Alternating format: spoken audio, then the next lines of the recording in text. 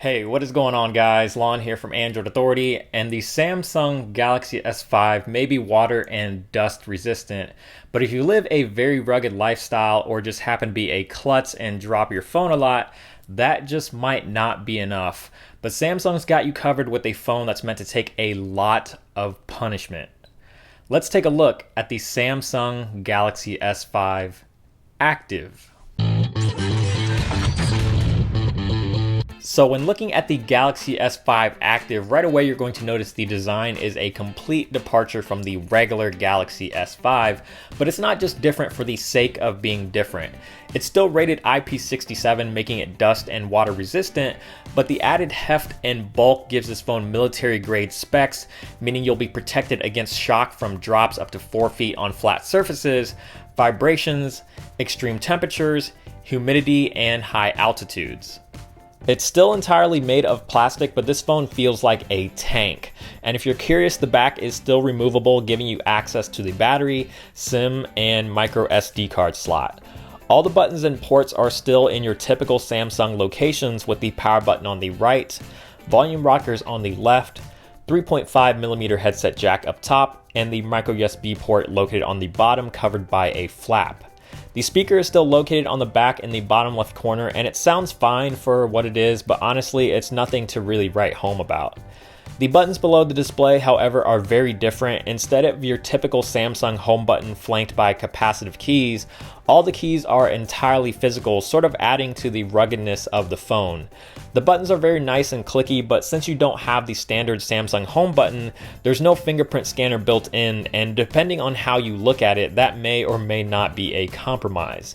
If you're a fan of the heart rate monitor on the standard Galaxy S5, it's still there if you want to use it, and it works exactly the same, so that's all I'm really going to say about that. Now, you might have noticed an extra button sitting right above the volume rockers, a button you don't get on the normal S5. This is what Samsung calls the active key. Pressing it takes you into the Activity Zone app, which gives you access to a barometer, providing atmospheric pressure and elevation, a compass, flashlight, and stopwatch. So Samsung is really expecting you to take this phone along on some very extreme activities. On top of opening up Activity Zone, a long press of the active key will open the camera, and once inside the camera, the active key serves as a shutter button, allowing you to take photos with the S5 Active underwater. Another feature you can't do with the standard S5. If you remember the S4 Active from last year, there was quite a bit of compromise, especially when it came to the display, but that's not the case this year with the S5 Active. You still get the same 5.1-inch Super AMOLED display with 1080p resolution that you get on the standard S5 that's very bright and beautiful with punchy colors, great viewing angles, and outdoor visibility, making it still easily one of the best displays that you can currently get on a mobile device. So whether you're taking care of business, watching videos, or playing games, this display should provide for a very enjoyable experience no matter what you're doing. The S5 Active is still packing the same Snapdragon 801 processor, Adreno 330, and 2 gigs of RAM as the S5, so there's been no changes here either, and performance is exactly what you might expect from high-end flagship specs.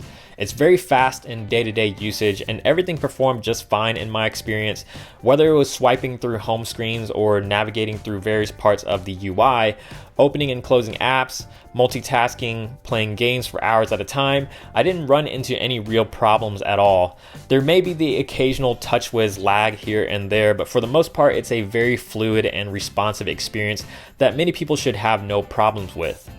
The 16 megapixel sensor on the Galaxy S5 also carries over to the S5 Active, including the camera interface, and there certainly aren't any shortages when it comes to manual controls and features in Samsung's camera app.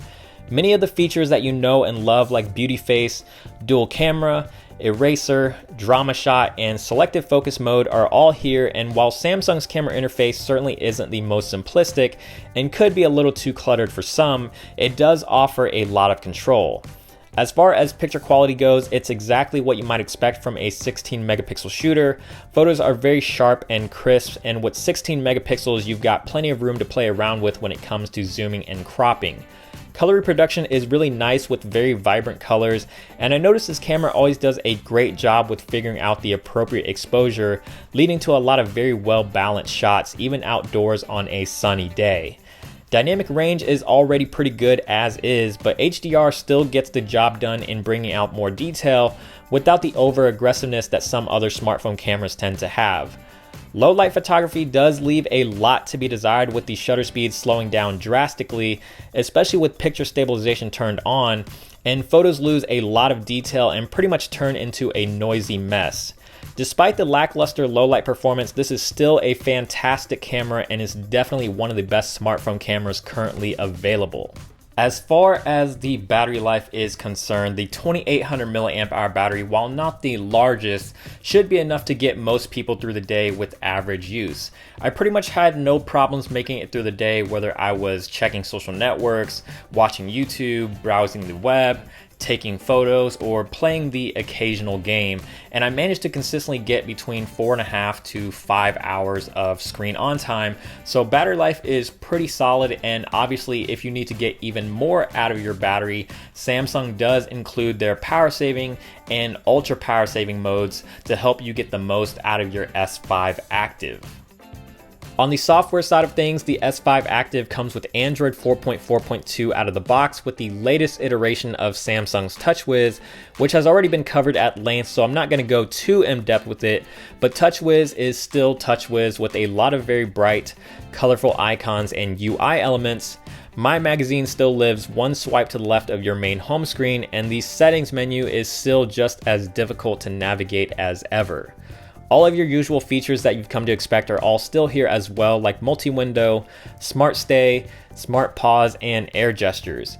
While TouchWiz certainly isn't my favorite when it comes to manufacturer skins, it's definitely an improvement over previous iterations, but it still has a long way to go. The Samsung Galaxy S5 Active is available now in 3 different colors: titanium gray, camel green, and ruby red. It's an at&T exclusive, and you can purchase it on a 2-year contract for $199.99, or obviously buy outright for the price of $660, which is pretty much the same price as the regular S5, and rightfully so, because at the end of the day, this is a high-end flagship in a more ruggedized body. Again, this phone isn't going to be for everyone, and I'll admit it certainly isn't for me, but it's a great option for someone who lives a very rough lifestyle, or if you're just the type of person that isn't very good at taking care of your phone and you need a phone that can take a lot of punishment, then the S5 Active is certainly more than capable. But that is it for this review. Hopefully you guys enjoyed it. If you did, give it a thumbs up down below, and also subscribe to the channel, which is also down below. And once you're done doing all of that, make sure to check out the website at androidauthority.com, where we are your source for all things Android.